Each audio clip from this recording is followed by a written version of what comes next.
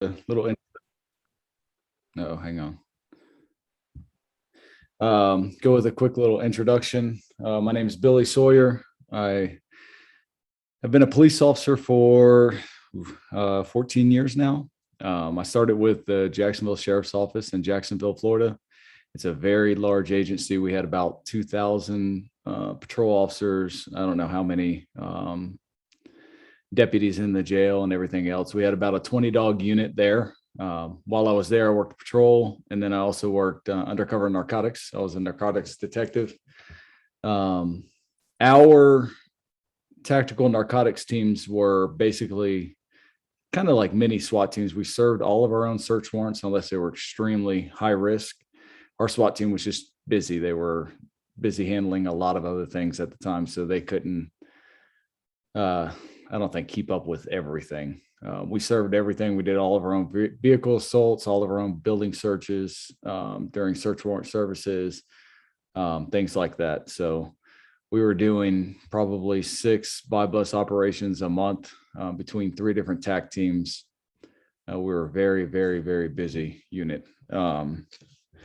So after working there for about 5 years, I actually grew up in Florida, moved out to Colorado, became a police officer out here, and a few years later became a canine handler. Been canine handler ever since. We're actually pretty busy for a smaller area that I'm used to 2,000 police officers. Now we have 176 is what we're supposed to be fully staffed at. And so for me, this is kind of like Mayberry. But with that being said, we have our fair share of pretty crazy stuff. So when I first got here, I joined the SWAT team right away because I was used to the tactical team in Florida. And I still roll with the SWAT team now. Right now, we're a 3-dog unit. Looks like there's a good chance that we're going to be growing here soon. So we will be going up to what looks like either a 5 or 6-dog unit. So I am currently in charge of training for our unit. And then I also train several other agencies in the immediate area around us and assist with training another one. So we train weekly. We do 10 hours a week, canine training every single Wednesday, on top of, a couple hours every day on things that we need to work on. Right now, this is our second canine academy. We just got another new dog. We're running him through a canine academy right now. We do all of that in-house. We don't outsource that to anybody else anymore because to be honest with you, we're sick of seeing the results that we're getting out of the dogs and the training. I think there's a better way to do it. And what we've been able to accomplish with our new dogs is pretty amazing. So we're going to stick with that. So with that, with me, this is all about tactics, patrol, and SWAT, because I think that they go hand in hand. I think the only thing that changes between patrol and SWAT is the number of people and some access to tools that your everyday patrol officers won't have. So for us, the access to an armored vehicle, more bodies generally. When we're on patrol, we're not all wearing these helmets, rifle plated vest carriers. We're not, we generally don't have gas masks with us, even though every patrol officer has a gas mask. On patrol, we don't have access to most of our gas that the SWAT team has, but we do have access to some of it. So there is some changes, but when it comes to tactics and the way that we handle it, outside of using a couple extra tools, we do everything the same that we'll do on patrol that we'll do on SWAT. So I'll give you guys a quick or a little bit of rundown on how that goes for us. But before I start, I want you guys to know I don't know everything. I hope that you at least take one thing that makes your job a little bit safer from this, some information that I'm sharing, and everything that I have is stolen from other people. I'm not a genius that comes up with all this information, but I steal from everybody and kind of came up with a system that I think is is working very, very well for how we do things. So now, with that being said, it's everything that we do is not going to work for everybody. I know I talked to some of the guys out in LA a lot, and they do things a lot differently than we do. Like they don't track, but they also have 10,000 police officers. They can set up perimeters faster than we can. So our access to resources is what drives some of our tactics, but we still don't want to give up a lot of things in order for us to get hurt. Here in the U.S., we've got not just gun crime. We do have, especially here in Longmont, a lot of knife crimes as well, but guns are going through the roof. Back in Florida, it was mainly guns. It was almost never a knife. So, but all over the U.S., I'm sure you guys watch the news sometimes on what's going on over here, and we have a lot of gun crime. I still don't want to take them away from everybody. A lot of us hunt and everything like that. We also sport shoot and a lot of things like that, but there definitely are some issues, which I think stems from other things. But so before anything else, I'm going to talk about dog selection because I think it's the most important thing when it comes to everything else that we do. So I know that things are starting to change, and I think I was told that you guys do things a little bit differently. Not necessarily importing a lot of dogs. I know I did help train a couple dogs a little bit when I went to a trainer school that are coming your way, I think, to the military. But for us, the way that we do things is we have vendors here inside the United States. Some of them are starting to breed and kind of raise their own little monsters up by themselves. But the vast majority of our dogs come from Europe. So our vendors will, pre-COVID, we're flying over to Europe constantly. They're selecting what they think is the best dog. And then they come back, and then police departments show up, and then they go through a testing process. I would say the vast majority of the time, they really don't know what they're doing. They're leaning on the vendor to make decisions for them. And then they're selecting a dog, taking it home, or staying there with the vendor and doing training. We do have some vendors doing some really, really good training out here. But then we also have, some rushed schools. And I don't think you can rush dog training. I think that you need to get it right the first time, not rush it. And that way you have a solid product on the street for years and years to come. So for dog selection stuff, I'll tell you the very first thing that I do, like on this last one, I went to trainer school at Tar Heel Canine with Jerry Bradshaw. There's also a guy named Sean Siggins that was there at the time.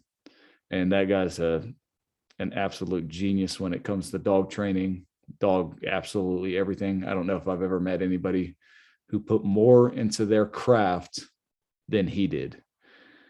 I mean, he literally researches everything from the health to what they're going to eat, how their digestive system works, to the best ways to train them, tactics. I mean, you name it, this guy put a lot into it. And then there's also another guy named Ben Lipinski that I got to spend some time with. He trains a lot of the military dogs for Tar Heel. So a lot of knowledge coming out of that location, a lot of good dogs.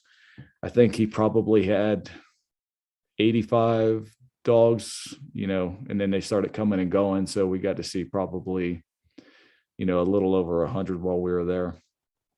And in that time frame, I was also looking for a dog because we were going to retire a female. So the very first thing that I look for is environmental. I'm going to take a dog, and this is a little bit different because I'm not looking at a puppy. I look at puppies a lot different than I look at adults.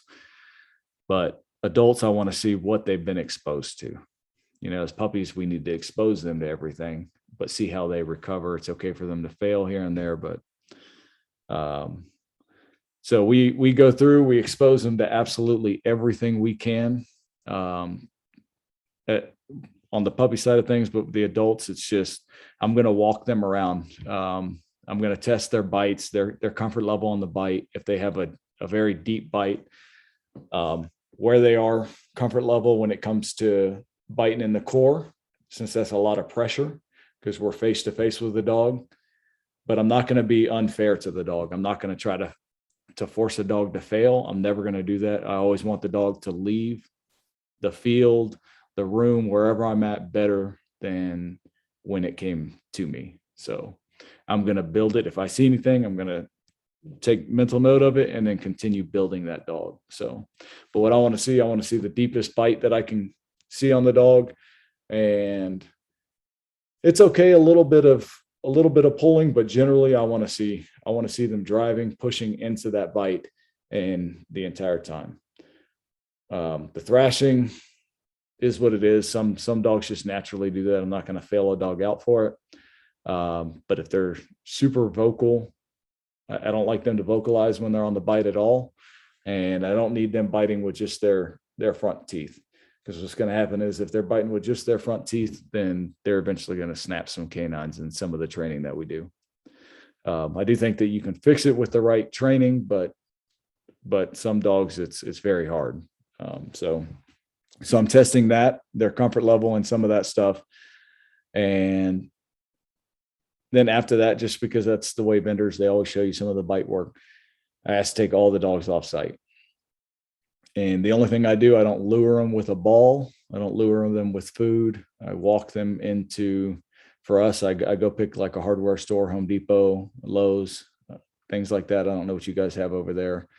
And then we just go walk around everything. We walk around the forklifts making noise, people walking around. I don't let them get close because they might snatch a person, which is not going to be a good day for us. I randomly have somebody drop something behind a dog to see how they react, see if they turn around and investigate it or if they tuck their tail and try to run. We walk them on graded surfaces, open stairways, different things like that. I get them up on the carts, see how they do, since the wood carts always move back and forth like a seesaw. I do all of these things just to see where they are environmentally. Then I turn around and take them straight to a pet store that always has slick floors. Walk around the pet store, have them jump on everything, take them in the bathroom, flush toilets, turn on water. And generally between those two stores, I can tell you where the dog's at mentally. So if he passed that test, he or she, I really don't care, male or female, then we'll move on. Then I also want to check their hunt. I'm going to go spend some time throwing a ball. I don't care if they come back and interact with me. I know some people want that interaction.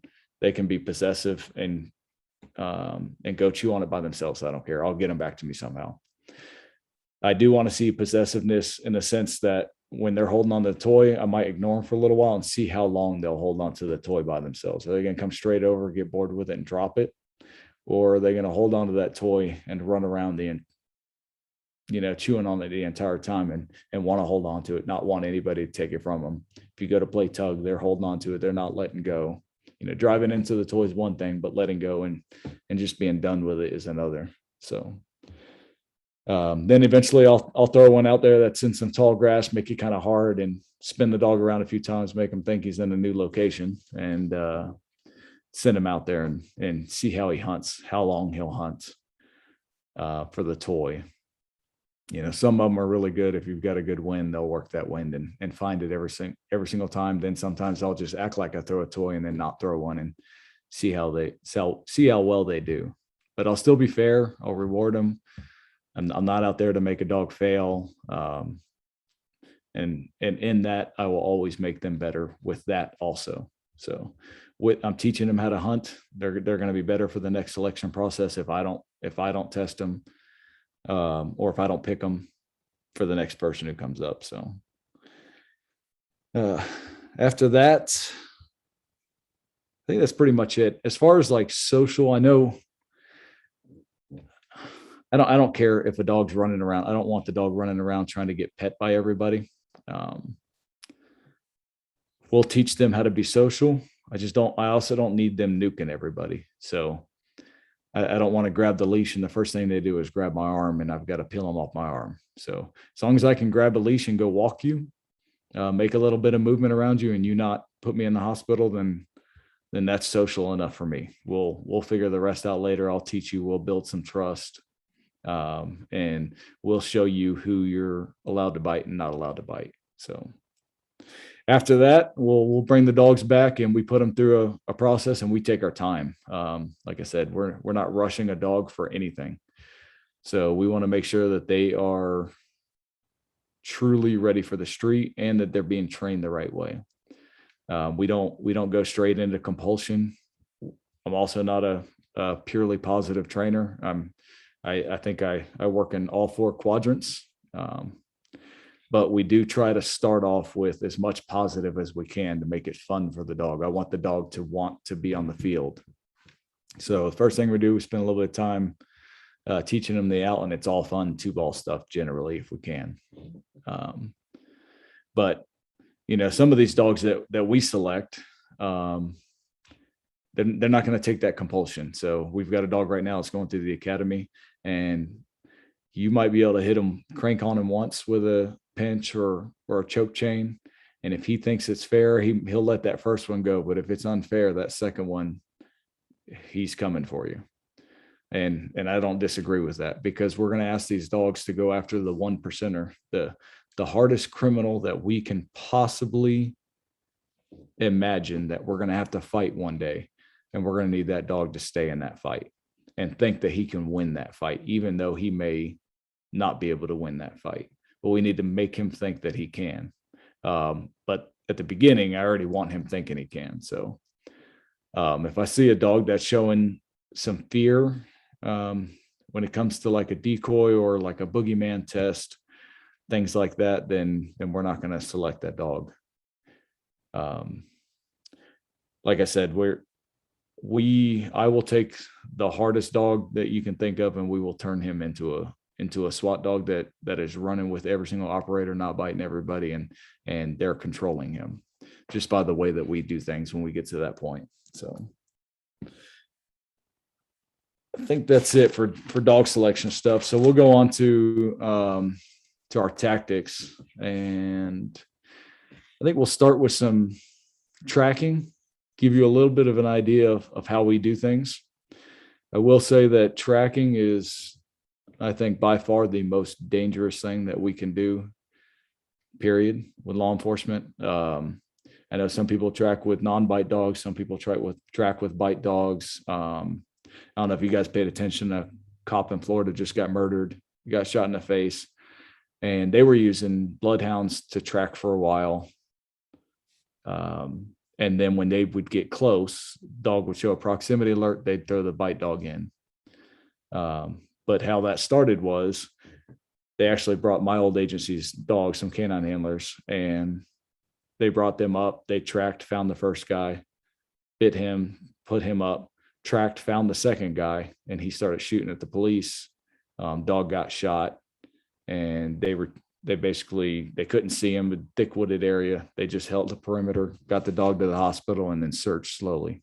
They just got him into custody the other day with another dog bite. So people do different things. We don't have a bloodhound. I'm training a lab right now for tracking, but right now all we have is dual purpose bite dogs, and we train them to track as well. So these dogs, especially if they're good at tracking, are going to put you in the most dangerous situations that you could ever be in as a law enforcement officer or anybody else.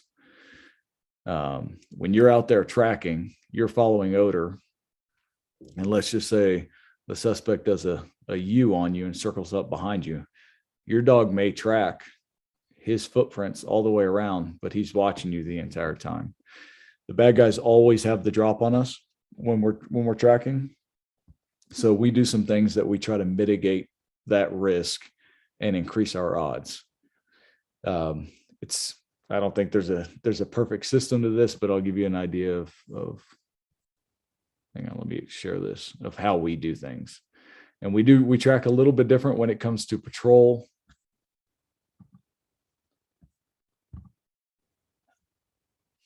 And then also when it comes to SWAT. And once again, the difference is generally, if it's SWAT, we have a lot more bodies. So we have a little bit more coverage. So our roles when we're tracking, at our agency, we're never, ever going to track alone. I'm going to say never. I might, but 99.9% of the time, I'm going to have at least a cover guy with me. But generally, I do it with two, and I'll show you why. So for the handler, our job is to watch the dog's behavior. Our first cover guy, he's the cover and the radio. Handler stays off the radio and focuses on dog behavior so that he can, if we get an early warning system, a proximity alert, then we can convey that, take cover, and see what we need to do. But if you're doing too many things, you're going to miss that and miss the bad guy or get your guys hurt. So our cover guy, first one gets on the radio. He's letting everybody know where we're going. And then he's throwing a block, and I'll explain to you what I mean by throwing a block. So other ones will have an additional cover guy on the other side throwing blocks with a gun out as well. Then we'll also have flanks that are going to go on deep sides, which we'll get to that part. And then we also try to have a rear guard to make sure nobody sneaks up behind us. We've had quite a few tracks where the suspect went in a big circle and basically came back to the location where he first ran from, either during the track or was already in that location when we started. So when I say a little bit on the configuration, so this would be how we would handle it on patrol. If I didn't have enough bodies, I'm at least taking one person with me. Dog's out on a 33 foot leash tracking. He's not always at the end of the 30-foot leash, but generally he is. Handlers there, cover guys where he is, throwing as many blocks as he can. And when I say a block, if you come up on a opening on a side of a house, he's basically plating, throwing the front of his vest to the side of my body so that he can see if somebody's waiting around that corner to ambush us and can engage them if need be. So this is preferred, and the reason why is what I'm about to show you. We have a cover guy on each side. So if a cover guy, both of these will have guns out, and this is going to be their line of sight or line of engagement, whatever you want to call it. So basically, they're never going to cross too far ahead. They will shoot over the dog if they have to. And then they're responsible for rear coverage as well. And that's both cover guys. So his area is everything in the red. Obviously, we don't want him shooting in the direction of us, because then I don't want to take bullets from another cop. So when you do this, then this is this guy, same thing. And when they're both covering like they should be and head on the swivel looking for bad guys as we're tracking, then their vision's this, which basically protects the handler who does not have a gun out and is staring at the butthole of a dog the entire time, not focusing on everything that's around him. And it's tough because when you're tracking, you need to read that behavior in that dog to make sure you don't miss turns, don't miss bad guys, don't miss proximity alerts, whatever it is. So this is one way to do it. This is preferred for us when we're doing it on patrol. But when we're doing it with SWAT, if we have somebody who just shot at the police or things like that, then we're going to switch things up, and it's generally going to go like this. So our same cover guys, because they're going to stay very close to us, and they float forward and backwards to make sure that they're throwing blocks. And then our rear flank guys, it depends on where we're at. If we're in a neighborhood, then maybe they're on the other side of the street. If we're in an alley, they're tucking in close.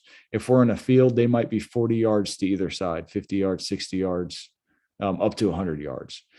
The reason for that is because they'll go out a little bit further. And we show the dog this a lot so they don't get hinked up on what that other cop's doing over there. But we want as many angles as we can get from every single cover officer that we can get. So when that happens, we also have our rear guard. He's making sure nobody comes up and ambushes us. Now, obviously, he's not running backwards, but he is running, I say running, walking forward, but looking back constantly. So that rear guard, depending on where we're at, kind of floats back and forth. So we don't want him shooting anything other than what you see the arrows coming off of him. Same with those flanks. If there is something, if the rear guard does pick up something or flank does pick up something, then what happens is you'll see our cover rear guard, if it's on the right side, basically run up to the side of that flank, get on line with them so that we have as many guns as possible pointing in the same direction. We don't like to fight alone. We like to increase our odds of winning any encounter that we come across. So we run up, we get on line. If you absolutely have to, based on the cross, see, I don't know if you guys can see this mouse, but it's okay if this guy and this guy are shooting up here.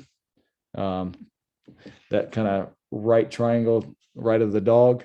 But what we don't want is the rear guard to start shooting up ahead of what that cover radio guy is. Because if that cover radio guy has a better shot 4 feet to the right and moves to the right, then he may move in the line of fire and take a round in the back of the head and go down.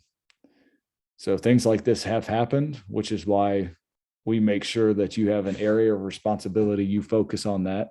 And if you need to join, then you run up and join, but you don't do it from behind our location as much as possible. So does anybody have any questions on our tracking stuff? I'm going to show you a quick couple videos on real quick. So obviously this is training. There's a difference in training and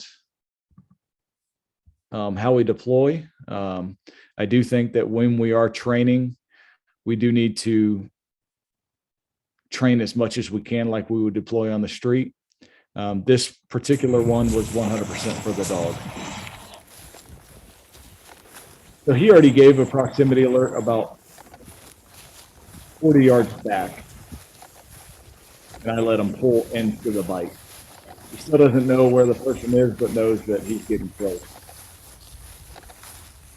You can pick up right there for sure.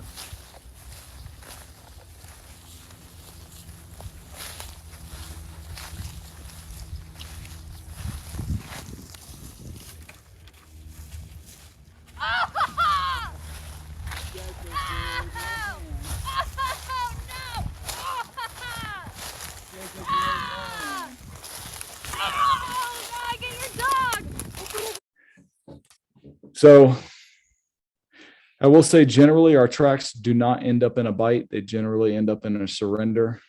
This is an example of one. This is a live track patrol. So I had two guys. My left flank, because we were coming around the cars, basically took a rear guard. The drone picked up this guy. You can see that heat signature that's on the lower level of the lanai there. And we weren't sure. We were afraid he could get through here and double back on us. So we didn't want that to happen. My right cover, he did take a second to throw a block for me, but you see, as we come up to the wall, you'll see him run up as quick as he can and realize his mistake.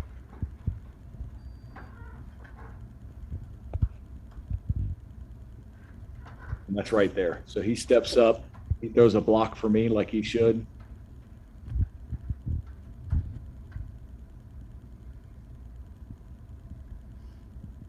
Now, I will say, tactics wise, the better thing for us to do right here, I had better coverage because of this power box. Probably going to stop a lot of bullets, but we should have moved behind these cars over here.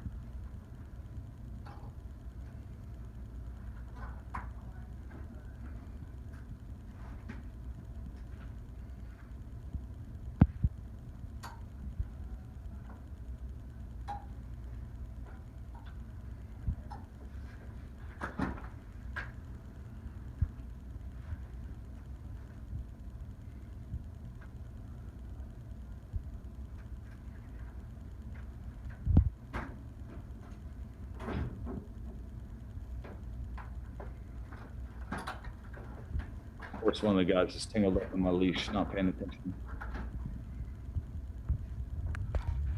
And I had to call him over to me, but I stepped out because his hands are up. So trying to get a better angle for the dog to see him.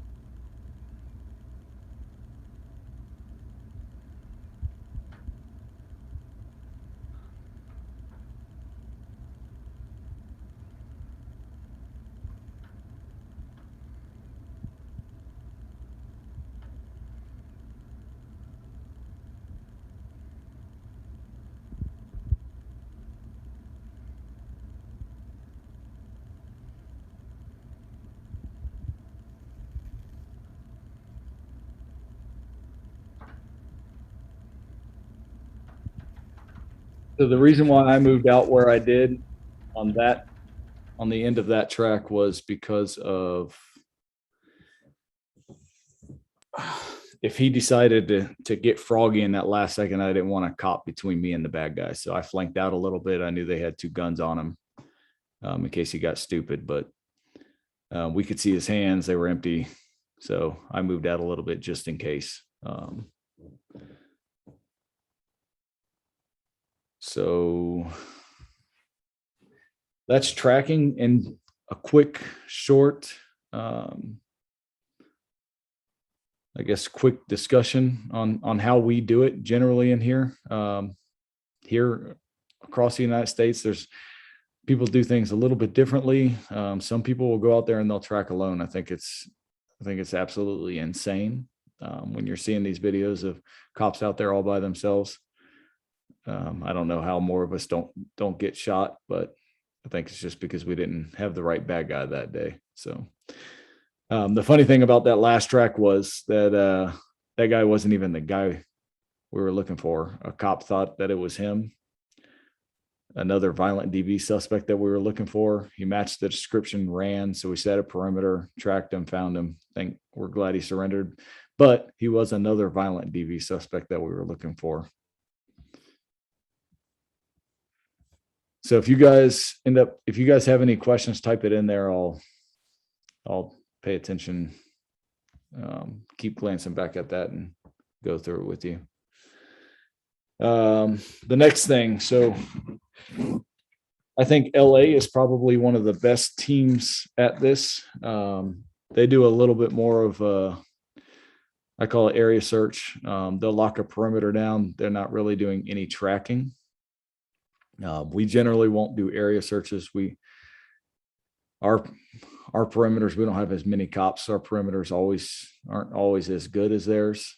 Their perimeters are absolutely amazing. So we'll do those if we know we have them locked in a fenced in area. The problem with us is we have transients absolutely everywhere. So our homeless are everywhere. And if my dog's off leash, I mean, they're breaking into everybody's property everywhere and sleeping literally everywhere throughout our city. So if I did that, then I'd have a lot of bites on the wrong people. So we won't do this unless we know we have an area that's secure, a lot that's fenced in, things like that.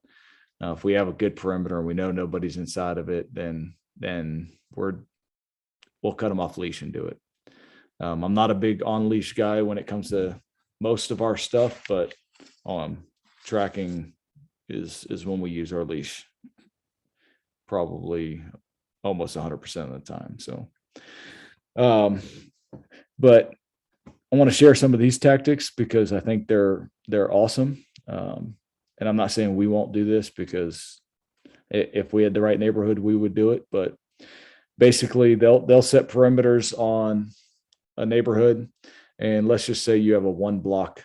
You've got them locked into 1 block. They'll run multiple dog teams at once. So if they have an alley going down the middle, or they'll just say the fence line going down from the backyards all the way down is their area that they're not going to cross. Then they start 1 team way up here, 1 team way down here, on each end of the block, maybe the north end of the block versus the south end of the block. So he's northwest, we're southeast, and they'll start yard to yard and we'll start yard to yard. So they'll usually put about at least a 4-man team on there searching. And then you got your handler as well. What's awesome about this is everybody gets to go slow. So knock on doors, make sure nobody's supposed to be in the backyard, move up, give announcements, and take each yard slowly. Dog always goes in first, checks the yard, down the dog in the yard, and a forward down is what we like to call it. And then team moves in, but we don't search anything that the dog hasn't put his nose on first, because dogs are animals. They're not perfect. They're going to miss things. I know I've had misses. I'm sure everybody has had some misses, but we don't want to start lifting up tarps, looking under things. We don't want independent contractors. We need everybody to work and function as a team, one unit, with the same mission, and that's getting out of there safely, on top of finding the bad guy that we're looking for. So if we don't think the dog searched everything, we're going to call the dog over into different locations to make sure that he gets into productive areas. Once we know the dog's been in that productive area, didn't show any signs of being in human odor, then we'll search that, move on to the next little pile of debris, shed, whatever it is that we need to get to and search. And then we do the same thing. We move to the next yard and just do that repeatedly. So as you get yard to yard to yard, if the dog shows interest, can't find somebody, but maybe barks at a shed, the way that we will do things is we will all retreat to some cover, some hard cover somewhere. We recall the dog and we give the guy an opportunity to give up. So it's on him, her, whoever it is, what they want to do with that. But we give everybody an opportunity to give up when we can. Same thing with a bite. So if we have a bite, guy gives up because he's on a bite. We move to cover first. And once we're behind cover, verbally out the dog, recall the dog back to our location, and then tell the guy to come out. I asked some of these guys that are doing this part of it a lot, because we just recently switched our tactics to this, if the bad guys are giving up, and they said that 99.9% of the time, the bad guys are giving up after that first bite. They might take their chances on the first bite, but generally aren't taking a chance on the second bite. So that's what we'll do. We'll try to get them. I mean, your dog's already had the bite, so there's no need for him to stay on forever. So we're also governed by a lot of case law out here. At our courts are, it's weird. It's like a living, breathing document that's constantly changing. But sometimes they're tightening the rope, sometimes they're loosening it and giving us a little bit more leeway. But we have to be careful and operate within a lot of parameters here in the United States. So this is a safe way. This keeps us from getting involved in shootings when we don't need to be involved in shootings. If we can change that guy's behavior a different way, then that's how we want to do it. Because every time we get into a shooting, that's a chance that one of us doesn't go home as well. So we don't want that to happen. And to give you an idea on numbers, when it comes to the United States, we don't have an exact number on it, but it's about one, or you're 10 times more likely to be involved in a shooting here as a canine handler than you are anything else. SWAT, regular patrol officer, anything else. Canine handlers are always at the front of our most dangerous searches, both with SWAT and with patrol. So because of that, dogs put us in bad positions. Then we're also going after the most violent criminals, that the chances for us goes up drastically compared to everybody else. So I know that in my canine unit, minus the guy, we were sitting at 100%. I've been involved in a shooting. My other handler just got involved in a shooting. The new guy, he's not out on the street yet. I'm praying he never gets involved in a shooting, but we're going to prep him for that day. So Um, and we let all of our guys know that before you ever come to canine or you show your interest, we let you know that the chances of that happening goes up extremely high just for taking on this position. So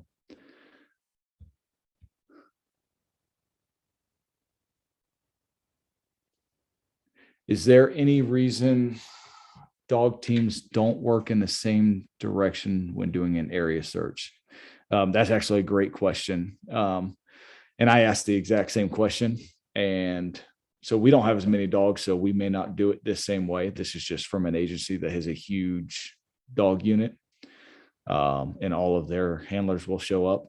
And because what they're trying to do is they're trying to limit crossfire situations. If we're searching together the same direction, then there's more of a chance that we're going to point our guns in the direction of the other officers at some point in time. So the way that they will do it is they'll come up when they're coming up to the same yard. One team will hold, this team will clear this yard so that they're not pointing guns towards this team, and then move on. Now this team moves up into that yard and can continue. That way there's never any what we call blue on blue, or anything else. We don't want to point our guns and getting a shooting when our backdrop is another police officer. Does that make sense, Stuart?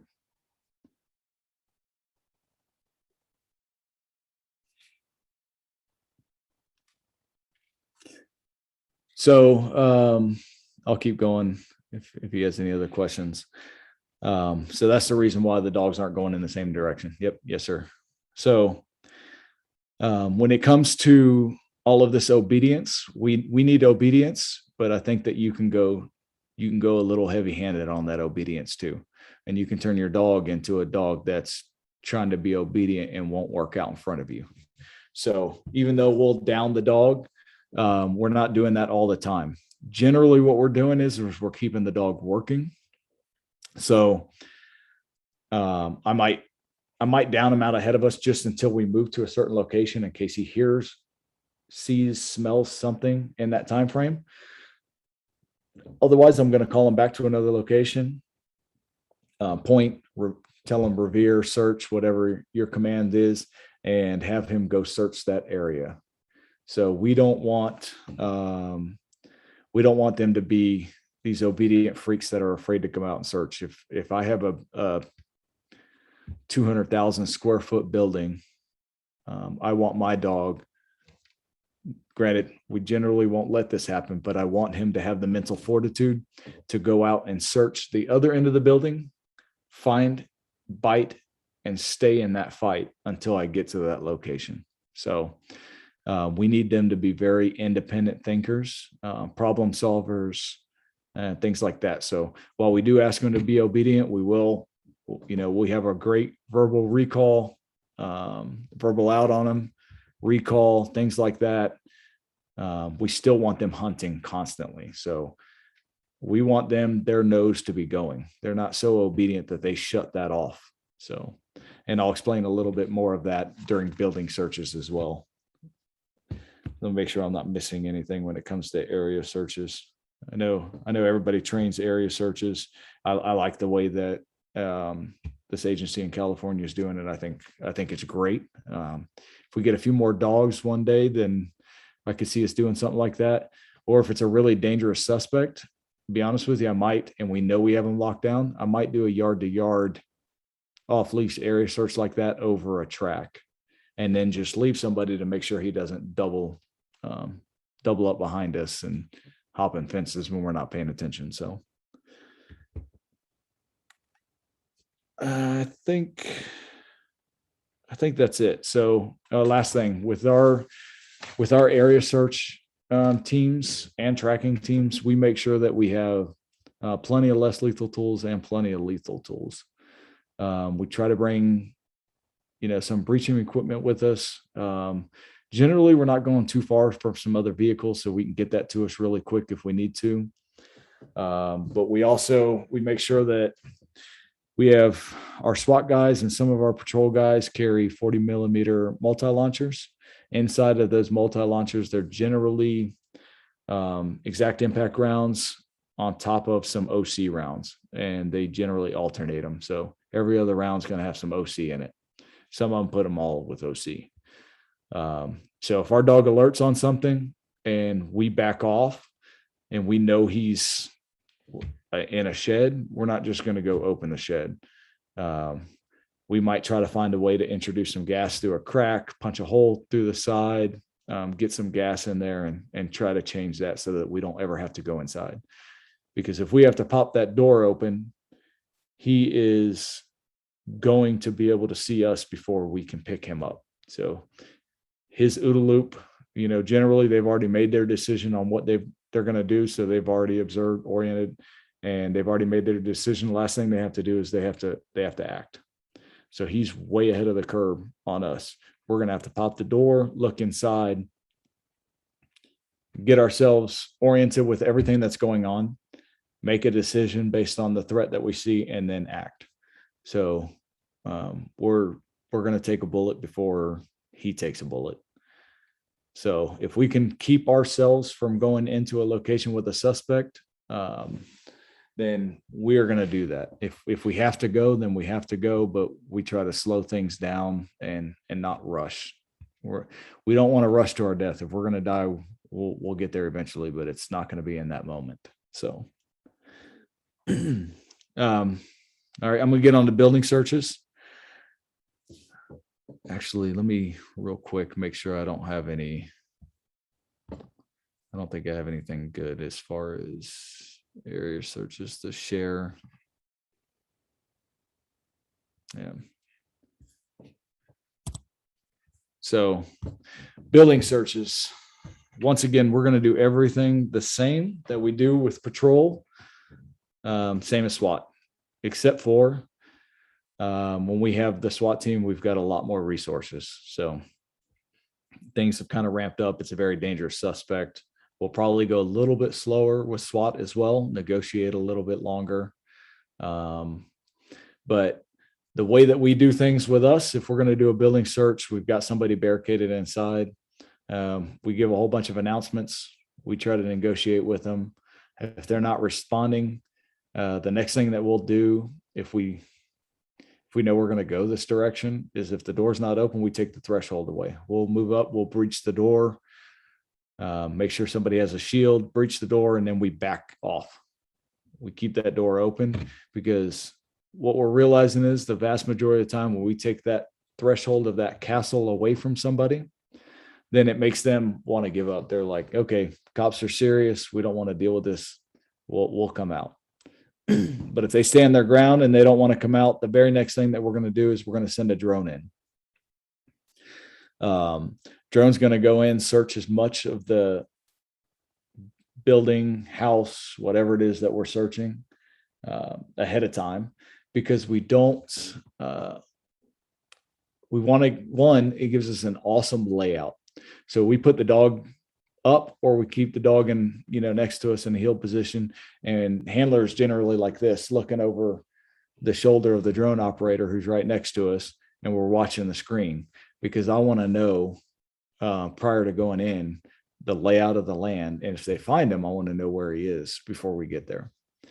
So that's going to give us an awesome leg up on where he could be. So now I know before going in there, if I need my dog to search a certain area to take a blind corner out of it, then I'm going to make sure I get him in that area before we move deeper into the structure. So generally when we're searching with these indoor drones, they're not infrared, or, they're not thermal imaging. So they're not looking for heat. So they're just using a regular camera. So they miss things a lot, and they can't open doors. So it's a very limited tool, but it is still a pretty awesome tool that at least makes the initial entry a lot safer for us. Usually, depending on what we're seeing in there, sometimes we'll park the drone somewhere so that it can keep eyes down a hallway while we make entry. We were searching with the drone, kind of gotten away from it because it's kind of loud indoors, and we want to be able to hear each other communicate. Doesn't mean we won't bring it back in to search another area after we breach another door. But we don't want anything to mess up, because that also can mess up the dog hearing things. If a suspect moves in a closet, but the drones sounds like a mosquito on crack above his head, then he may miss that noise, which puts us at a disadvantage. But drones going in first. So if it's patrol, usually the next thing, sometimes we might throw a magnum fogger of OC, which is, then we're throwing on gas masks and everything else to go search this. But then generally what happens is next is the dog. So we'll move up to the front door. Drone clears that blind corner around the door immediately right before we go, comes out, and then we move up. We might give another announcement, but usually we've given enough announcements that we just revere, dog goes and searches. So if a dog, we let him stay in front of us and search as much of the building as he can prior to us making entry, because I'd rather get into a shootout from a door pillar where there's a whole bunch of studs that stop a lot of bullets than me being out in the open. And the suspect knows the layout of the house better than we do, even if we just looked at it on video. They know their angles of advantage over us, just like of your house. If I broke into your house, I've never been there before, you're going to be able to tell me the areas that you could ambush me from by memory, even without a tactical mind.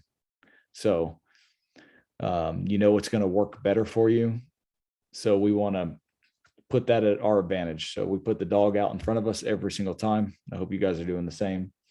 So dog searching, if a dog alerts on a closed door, then depending on where it is, generally what we do is we recall the dog and we give him another chance.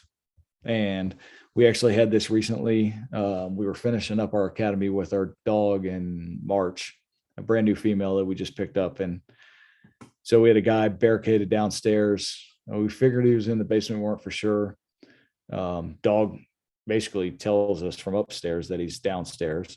So we move into the basement, give more announcements, nothing, he won't surrender. Dog goes in, starts barking at a door and then a wall, and then tries to break through the drywall. When the dog does that, guy yells out, "Okay, I give up." Recall the dog. We all take cover. He comes out, surrenders to us. That stopped us from having to go into the small space under the stairs where he was at. He was definitely at a complete advantage. He could have shot us through the stairs when we were downstairs. So these dogs are life-saving locating tools that we need to use appropriately. So next thing is, so if that guy doesn't, if it's patrol's operation, then what we're going to do is we're going to clear the entire structure around that room with the dog, have them continue to search every single room. And then we will take a position of advantage for us onto whichever room they're in and find a way to breach that door. Sometimes we might send a little bit of OC through the window of the outside if we can safely do that. If we can't, if it's a closet, whatever's going on, then we'll move up with a team and a shield. We'll pop the door and back off. But generally, when we're popping that door, the dog's up at the door. So you've had your opportunity to surrender. We're going to pop that door. And if you're in there, you should have come out. Dog's going to bite you. We'll then take you into custody. At that point, we're too close. We're probably not going to do a verbal out on the dog and recall him during that situation. Dog's going to stay on. We're going to quickly take control of the suspect. Then the handler will come up, either take dog off strong, use a gag stick, or a verbal out. Pull the dog back, take him into custody. So if it's SWAT, it is completely different for us. I say completely different only because we're going to throw We're going to throw a lot of gas in.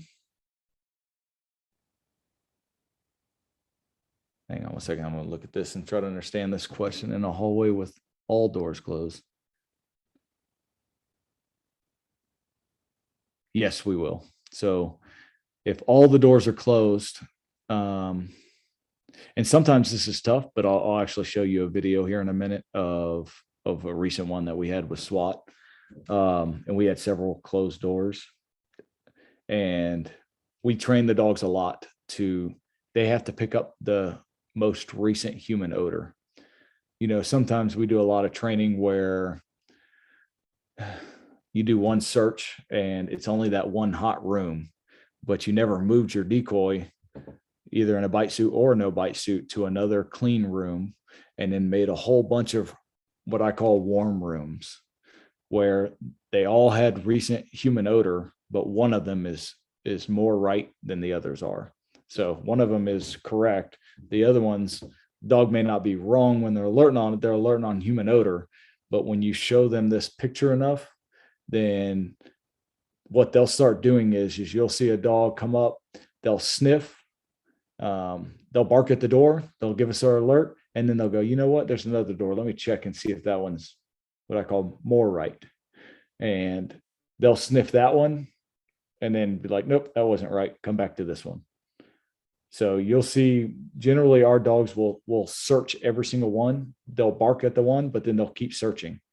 They're trying to do two things. They're trying to make sure that they're correct, because we move decoys on them so much that it may smell like a bite suit or it may smell like a person with no equipment, but it doesn't. It's just not as hot. There's not the human. They will learn real quick which one there's actually a human behind versus which one had residual human odor behind. And it's pretty cool when you do that and they start picking it up. It takes them a minute sometimes because you're tricking them and they're like, hey, every time I bark, door opens, I get a bite, or you open it and I get a bite. I have to be right because I never continue searching after I found human odor. But if you show them this, then they will continue to search and they'll give you the correct room, even though there's a whole bunch of different closed doors. And everybody knows when we search real buildings compared to our training buildings, it's a lot different because my human odor is everywhere inside of my house. So if you send your dog into my house right now, I've been through every room in my house. So what that dog's going to go a lot slower than what it does in training. And he's going to have to work through a lot of real odors. I've got a crazy little Chihuahua. He's a nutcase. He's got to work through that dog odor. I've got another Dutch Shepherd that runs around the house. He's got to work through that. I had a little lab puppy in here earlier. So these dogs have a little bit harder time. And I'm sure you guys are seeing the same thing when it's a real structure versus the training locations that we get into. So that's how we kind of increase our chances, but we also slow way down because it's going to take a little bit longer in a real house. But what happens is we're working in this environment. We're excited. We got the dog out. We want to make sure a dog's successful. So we try to speed things up. Well, what I've seen when I've done that and I've tried to speed it up, if I've actually taken that find away from that dog, if I would have sat back and just let that dog figure it out, then they get it. So every time we've slowed things down and did it the right way, we've had way more success with our dogs. So back to how we do things real quick with SWAT. The only difference really is they want to use everything. So, which I'm a SWAT guy. I was on the SWAT team for a long time. I still train with them. Our SWAT weeks next week, I spend that with them. I go to as many trainings as I can. I stay up on their tactics because I think it's imperative as a canine handler that we are tacticians as well. We have to be, everybody's going to look to you. You're the leader when it comes to how we're going to do this search. So you need to make sure you understand the tactics that are going to be used. So I've got nothing against them, but we're definitely going to use every single tool before we go in. So generally for us, that is before we gas, almost always before we gas, we're going to put a drone in.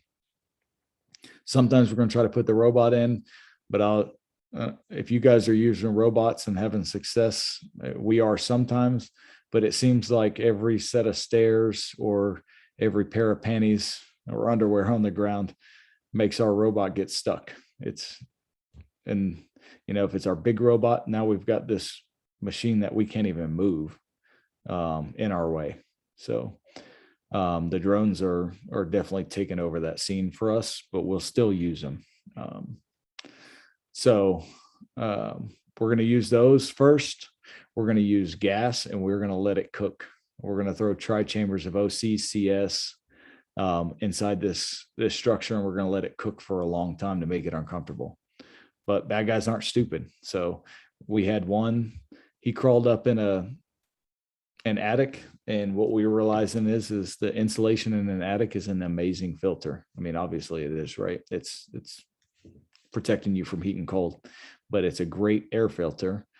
And that if they bury under it, they're absolutely not going to get any effect from the gas. And then also what we're finding a lot of our suspects doing is they're burying themselves in clothing. Either they're having somebody else doing it or they're burying themselves, and then they're not getting anything. And then the third that we've been seeing a lot lately, and I don't know what's going on, but our people are not being affected by gas. I don't know if they've changed the chemical compound and these companies and what they're selling, or if it's because our people are using harder drugs and they're just higher than they've ever been before. But they are not being affected by gas at the level that it seems like they used to. And we have our guys, we're walking them out, and I'm like, this isn't bothering them. So I test my gas mask and I immediately start crying, coughing, wheezing, everything else. Meanwhile, these guys are just like, hey, what's up, man? Sorry I made you come get me. Or F you, whatever they're saying to us. But it's absolutely insane, the number of people who have not been affected by this stuff. So when we throw the gas in there, and we generally after that, it's hours before we're going in. It's a very long time before boots on the ground, but we are not going to put boots on the ground before we put paws on the ground.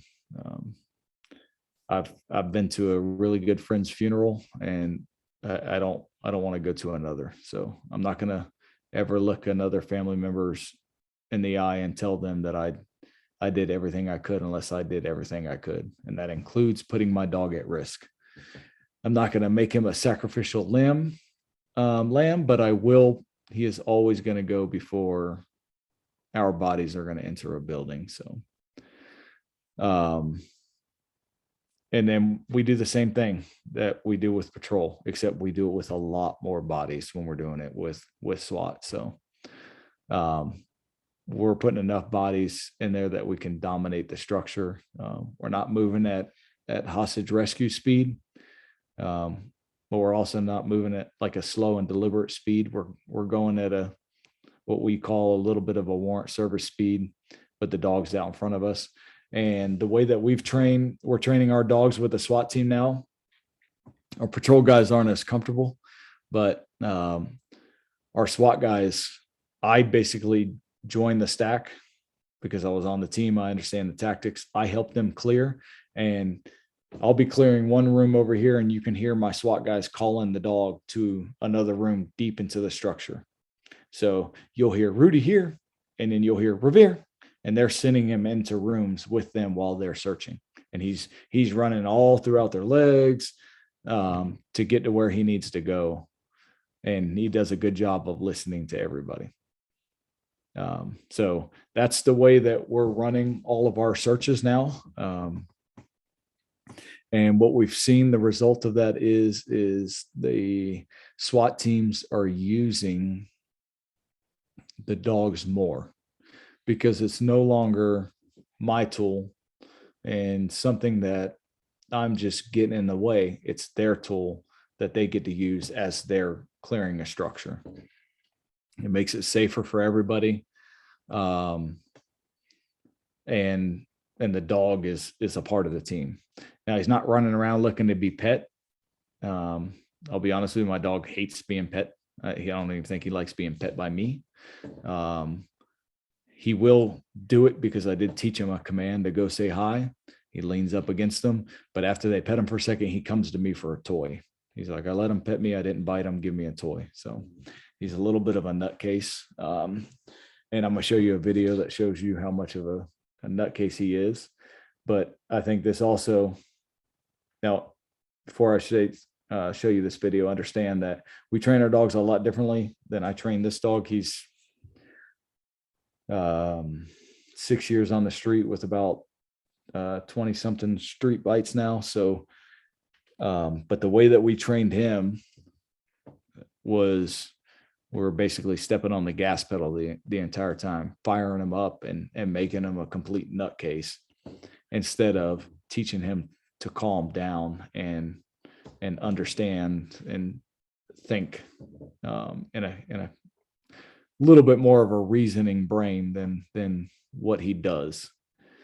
But it will show you that these guys, the hardest of the hard dogs that you could find, will absolutely work if trained correctly with everybody.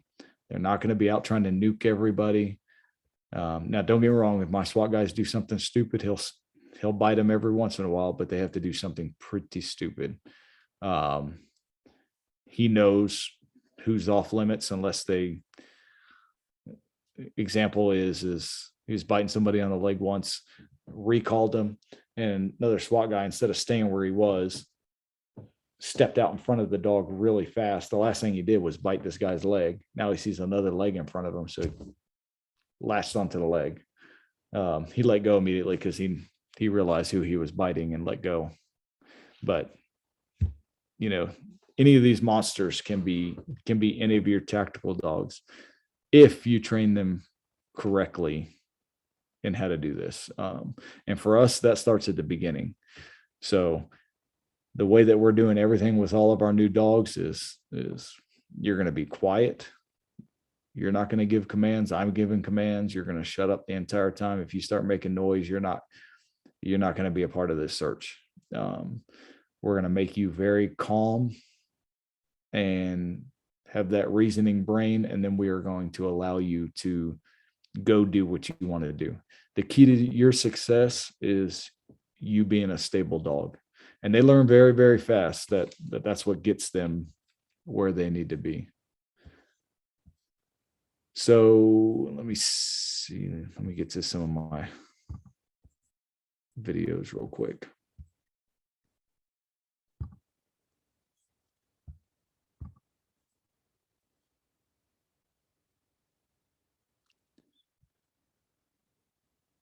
I don't know if you guys are using these tri-chambers, but here's a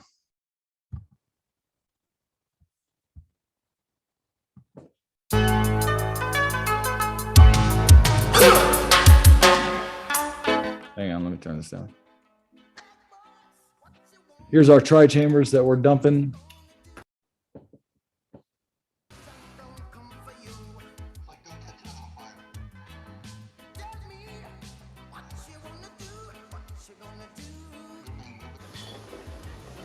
I don't know how to mute the audio.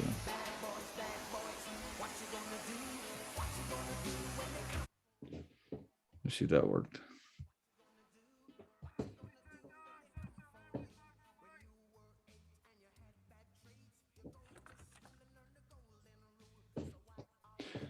So that's thick.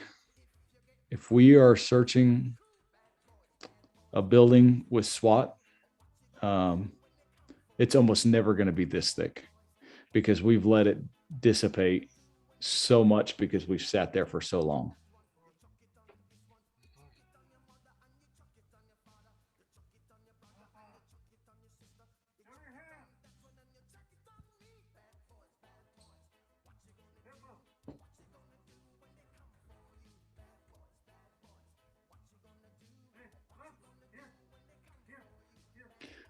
We recall them off. That's a dog that's got quite a few street bites as well.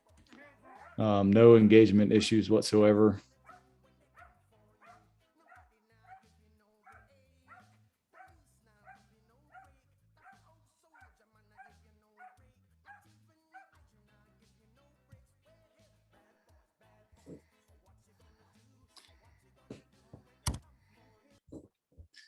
And then here's some of the stuff that we do in our SWAT school that we're teaching these dogs to work in and around everybody. When I say that everybody can call the dog, the handler is going to stay at the door. You're going to see operators throughout this structure calling the dog and sending the dog, which eventually leads to a successful deployment.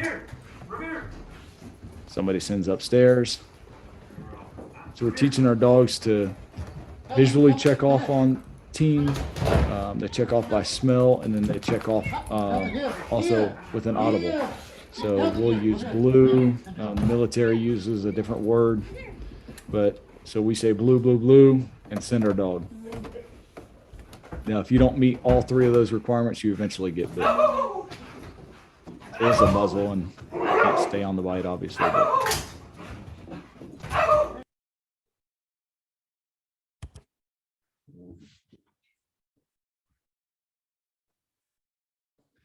we talk about some of our tactics. So we'll stay behind cover. This guy's in this shed. Here's another drone video. This is my dog. I've got quite a few guys with me. You can see the dog, less lethal tools, lethal tools. And we're just giving this guy announcements that he needs to come out or he's going to get bit by a dog. And of course, he decides he's not going to play with the dog.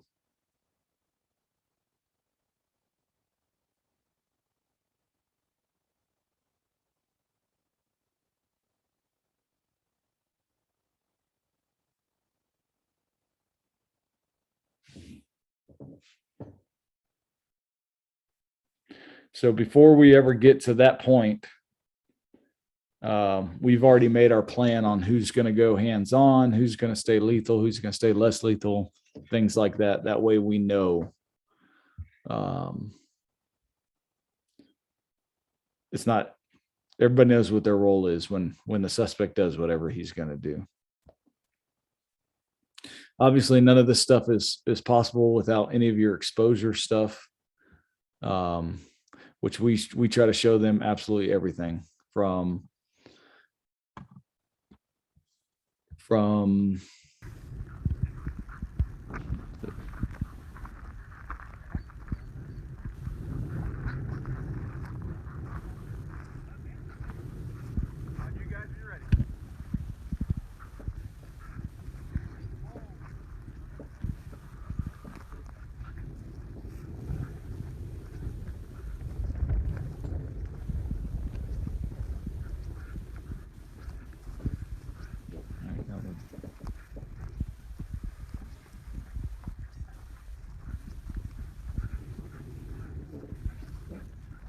now it's not working.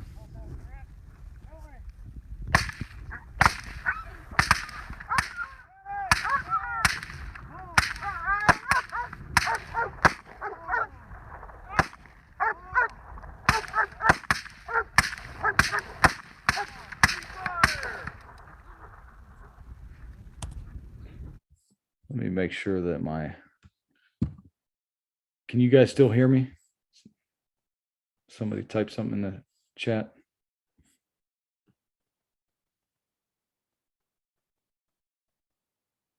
Okay. For some reason, all this stuff isn't working. My guy, like I said, he's a little bit more of a nutcase, which is why you see him in that last video. You see him in this video. But we got to expose him to absolutely everything. He barks at the gunfire.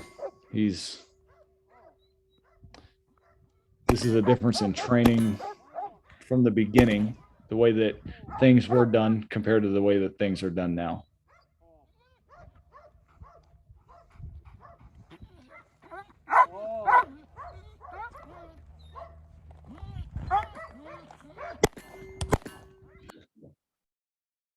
But we use a lot of these for real bites. We use these rubber arms. Down, and then finally was able to get his traction. We show them tunnels, underground tunnel systems. We try to make the picture as real as possible on a lot of different things, but we try to use these. We never let them see the rubber arm outside of the person.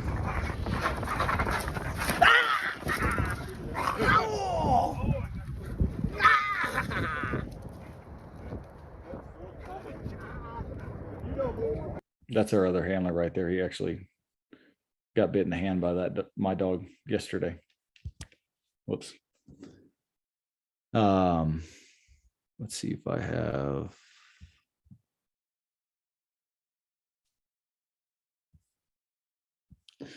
So another thing that we always show our dogs is this handler down drill. I don't know why this video's, but basically we don't need our dogs nuking team members.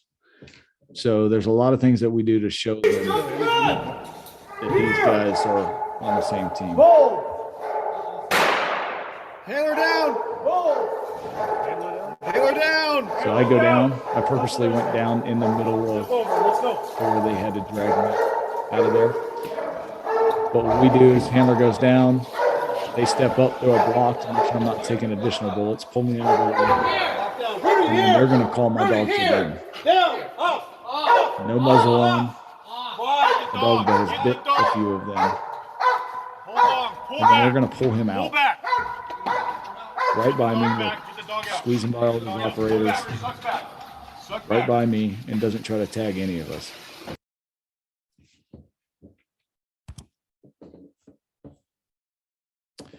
This is about one of the only times that we will use a leash. Let me get rid of this.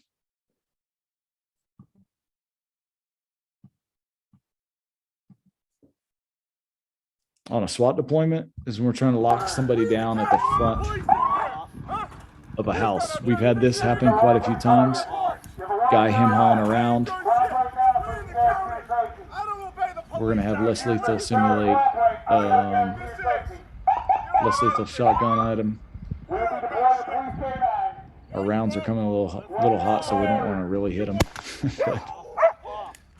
So we'll act like we'll hit them. We're downing, making the dog be quiet first, then we send. In real life, we wouldn't do that. We just send the dog, but.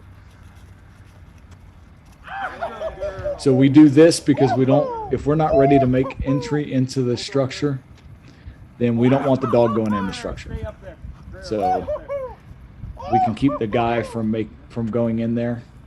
Generally, you're not ever going to be able to pull somebody without causing severe damage. So at this point, we're going to move up. And we're just showing, this is a new dog, so we're showing her some of this SWAT stuff right now. Get on the ground. She actually just broke her leg the other day. Face first.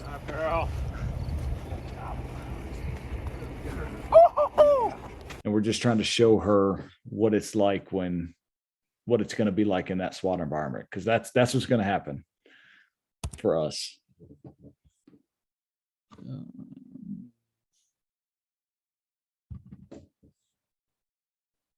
And this is what happens if you're not ready. I'm keeping the White House. I'm not police department. You have a search warrant. Open the door with your hands open and engaged. You do not comply. Force will be used against you. Objection. Come out to us. Please the left. We have a canine. You do not comply. You will be bit.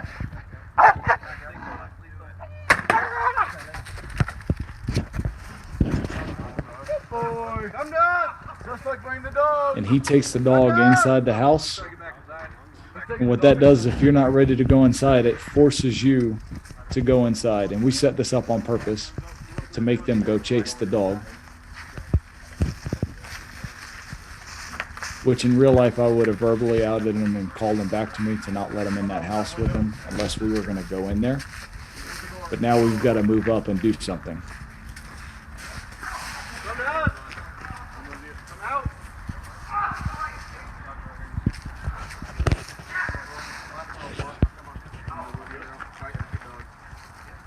So now we're going to move in. Everybody's going to cover their angles. And we're going to take our suspect into custody with the dog on there.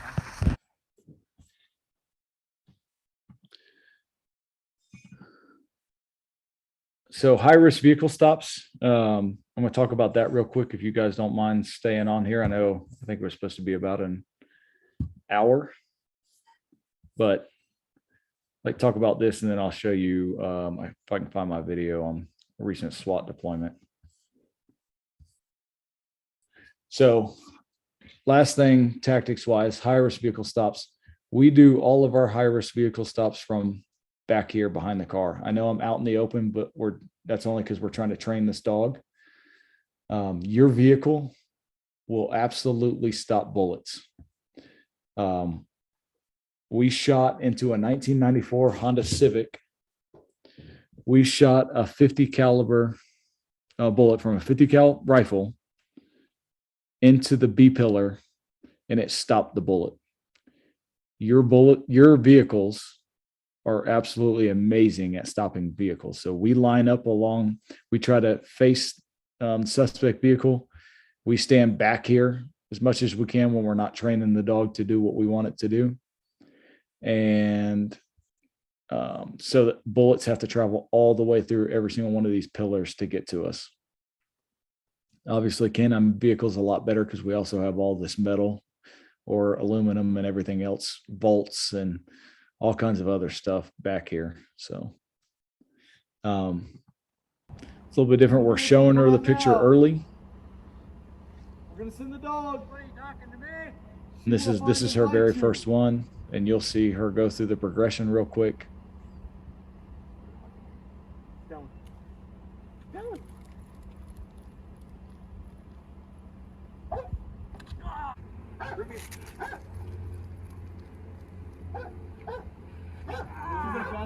She's like, what do you mean?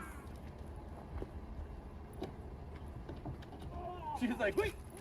I thought we were going to come up with a new search. Oh, I've been doing the review already. Get away from me! Let me send that dog.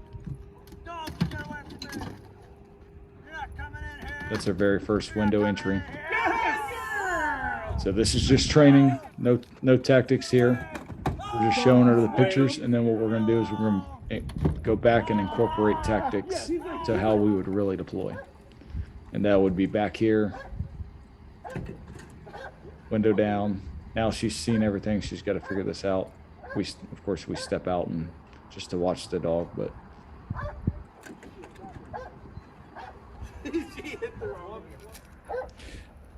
So on these, we're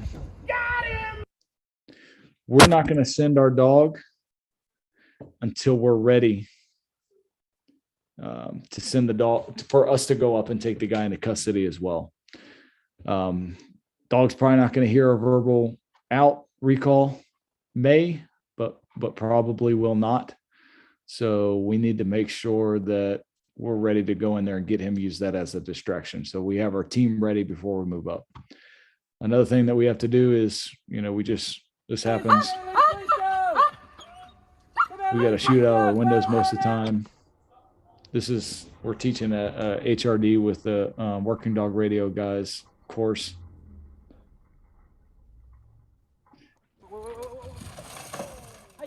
And what's interesting is once you teach the dog this, the dogs almost never cut themselves on that glass. And they'll learn to punch that glass out once you break it. The glass won't always fall.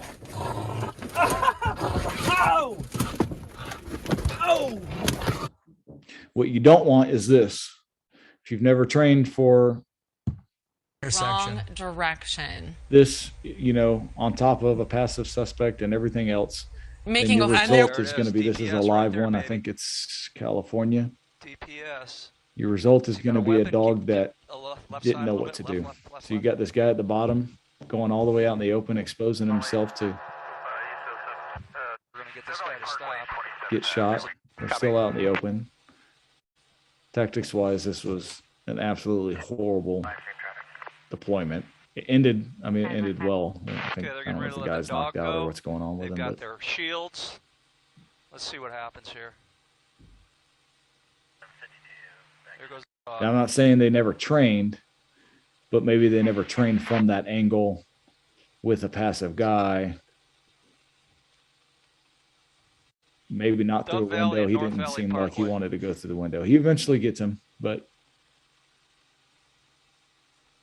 Come on, get him, Fido. See it's if he's definitely a still picture that was new to the dog. responsive. So we need to prepare ourselves before this happens on the street. Otherwise, we're doing what you're seeing is we're exposing ourselves just to get the dog some work.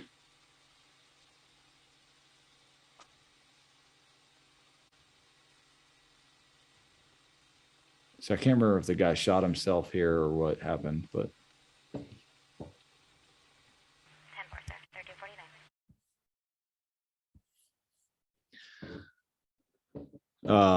we just had this made it to YouTube, so I'll show this one. Hang on.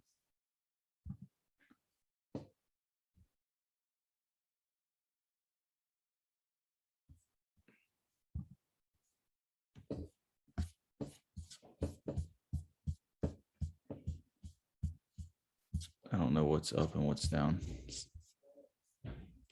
Stand by just a second while I find this photo, and I'll get this over with so you guys can get out of here.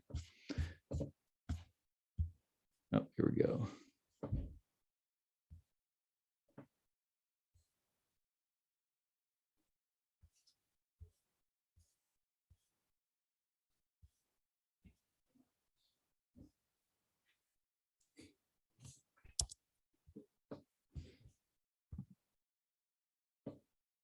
All right.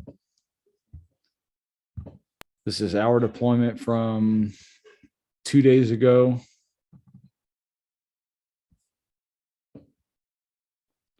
And actually, talking about exposing your dog, which I don't know why he did this. This is new, but when the team moved up, he actually outed himself and decided he was going to join the entry team to go back in again. So I had to call him out of there.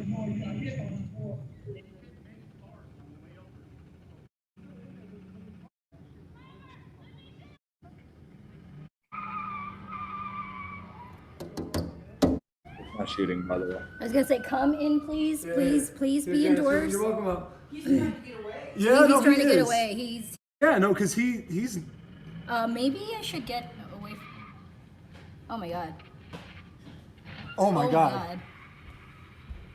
He just hit the cop car. Yeah, he did. Wow. He's about to get away. He's going. Look He's at going. No, he's gonna slam their car. Shoot. I'm glad my car's not Oh on my the race. God. You guys don't park your car. My car. Fuck. Steve. Yo, you He's gotta stop. shoot.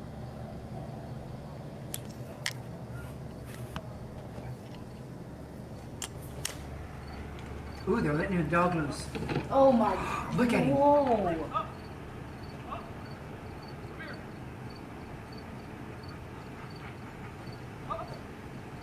Ooh, he's in.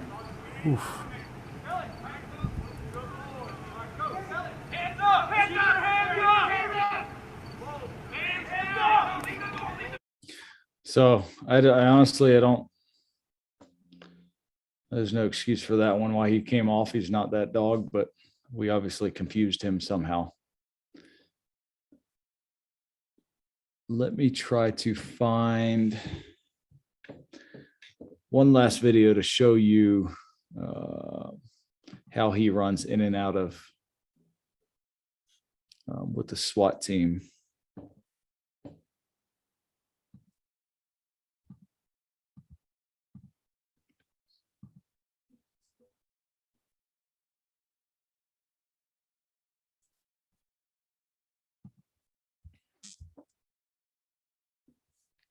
I just made this video for you guys last week.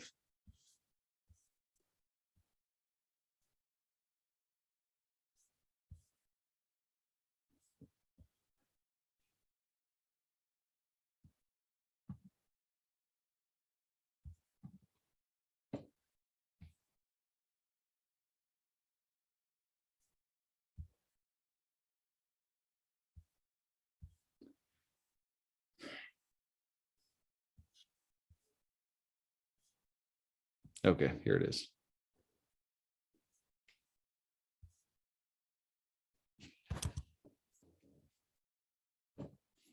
All right, one last video. Just to kind of show you how our dogs work in and out of our SWAT team, like on a live deployment, not on a bite. I mean, not on a training day.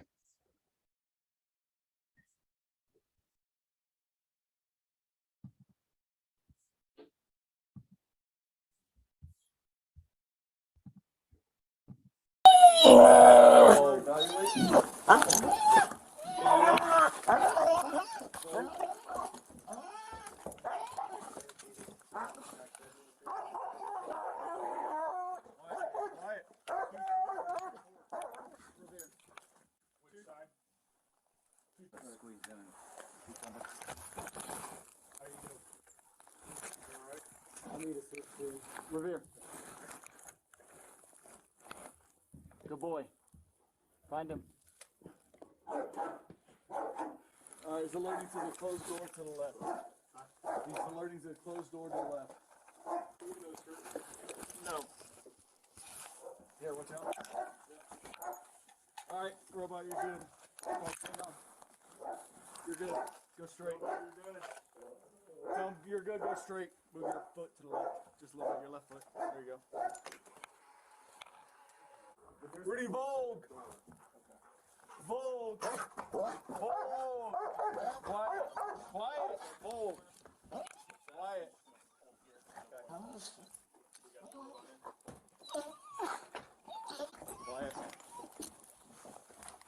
take this landing spot. Vogue.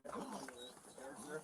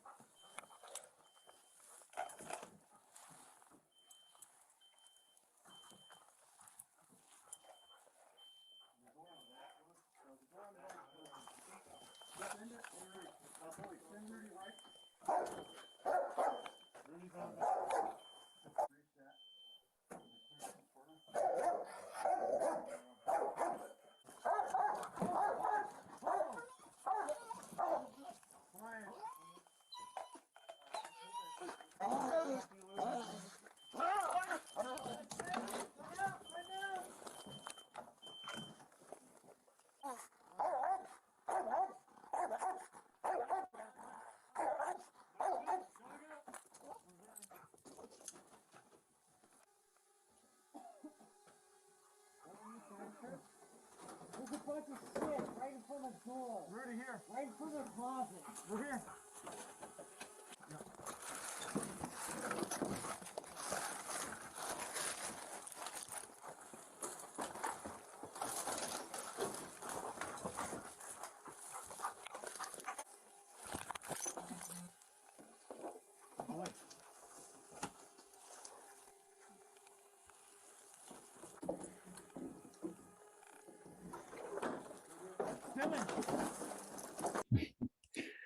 All right, sorry, I cut it off there at the end, but obviously you see the guy where he was hiding.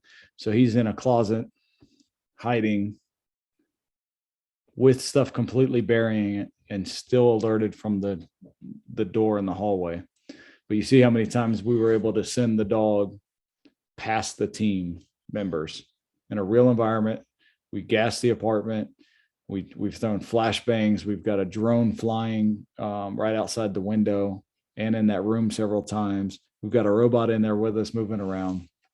We got a lot of moving parts, and the dog is understanding who is on his team, which is huge.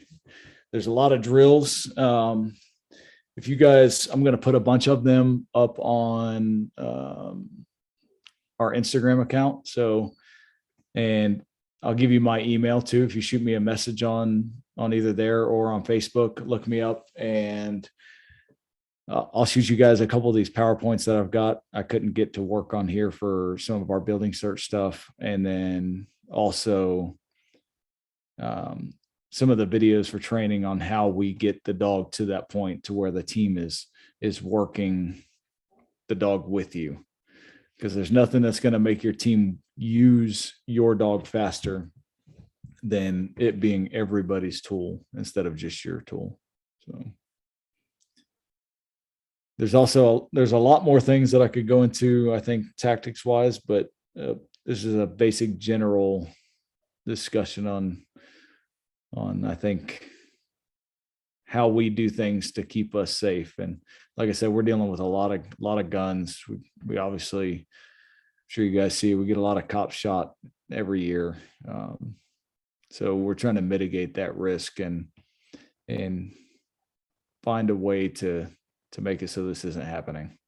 So does anybody have any additional questions for me? If you don't right now, that's fine. Hit me up at any time. Like I said, I don't know everything.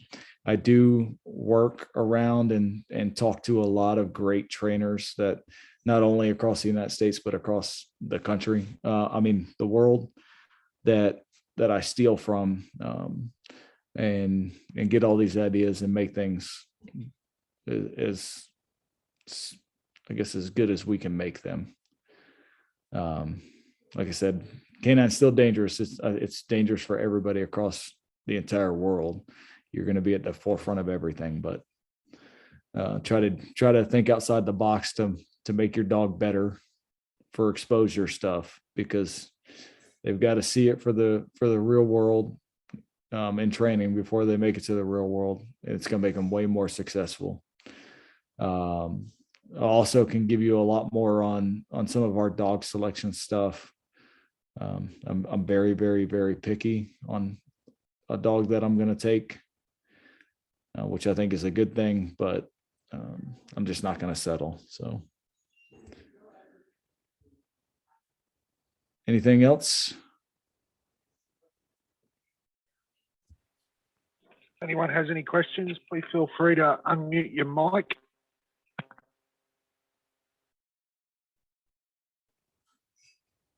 Yeah, absolutely. Thanks for getting on here. I think it's awesome that, you guys are here and trying to learn some stuff. Hopefully you got something that you'll take back with you. I don't know everything.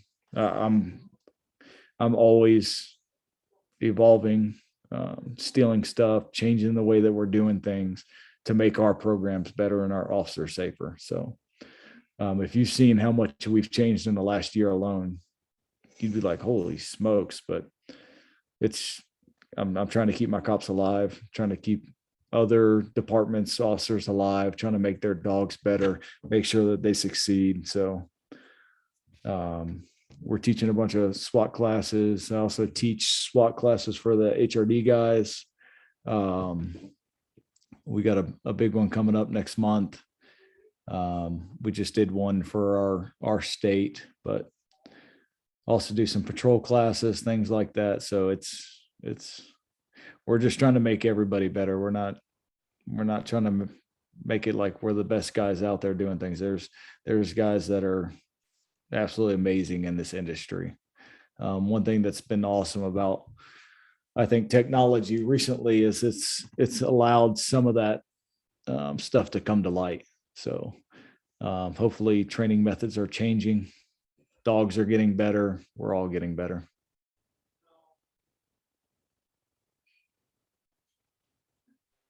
Well, we'll wrap it up there, Billy. Thank you so much for jumping in today. We look forward to having you down here next year as well. Yes, sir. So everyone that attended, thank you very much. And everyone have a great day. All right. You guys have a good one.